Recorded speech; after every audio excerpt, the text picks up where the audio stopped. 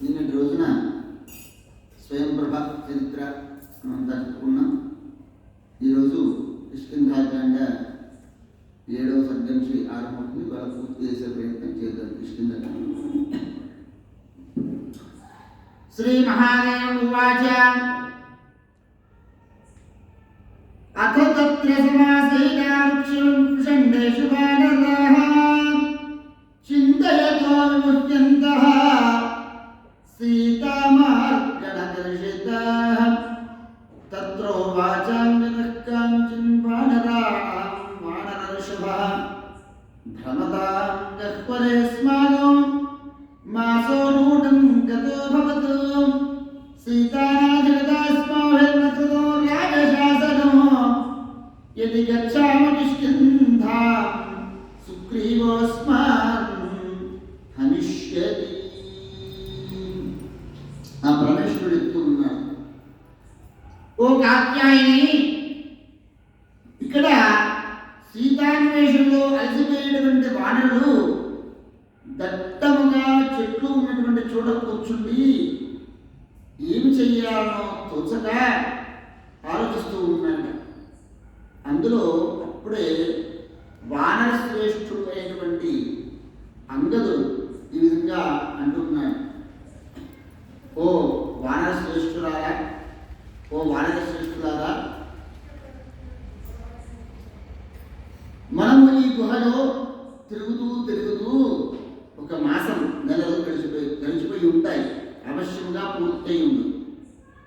ఇంతవరకు సీతాదేవి యొక్క జాడ మనకు తెలియలేదు. రాజశాసనము పాటించలేదని ఒకవేళ మనము తిరిగి కిష్కింధకు సీతను చూడకుండా చేరితిమా సుగ్రీవుడు మన అందరిని కూడా చంపగలడు. అందుగురించి అందులో ముఖ్యంగా నన్ను విశేషతః శత్రుసుతం మాం విషాన్ని హనిష్యతి. అందులో నేను ప్రత్యేకంగా తనకి శత్రువు అన్న వారి కుమారుడు కదా, ఆ నెపంతో ఈ నెపంతోనైనా నన్ను తప్పక సంభవేయు. నాయకుడు అతనికి ప్రేమ ఎక్కడది? నేను రాముడి చేతనే రక్షింపబడితేనే కదా, రాముని వలన రక్షింపబడితేనే కదా. ఇప్పుడు రామకార్యము నా చేత పూర్తి చేయబడలేదు అనేటువంటి నెపము ఉండును కనుక దురాత్ములకు సుగ్రీవులకు నన్ను వధించులకు ఇదొక అవకాశంగా స్వీకరించబడగలడు. అందువల్ల ఓ వానరులారా, ఇప్పుడు నేను వారి చెంతకు తిరిగిపోయేదను, సుగ్రీవుని చెంతకు ఏదో విధంగా మరణోపాయంతో జీవితం సాధించదను అని కన్నీరు పెట్టుకుంటూ ఉండగా అతని కొందరు వానరంతా చూసి వారిని ఎవరు దుఃఖించి కన్నీరు పెట్టుకుంటూ ఉన్నారు.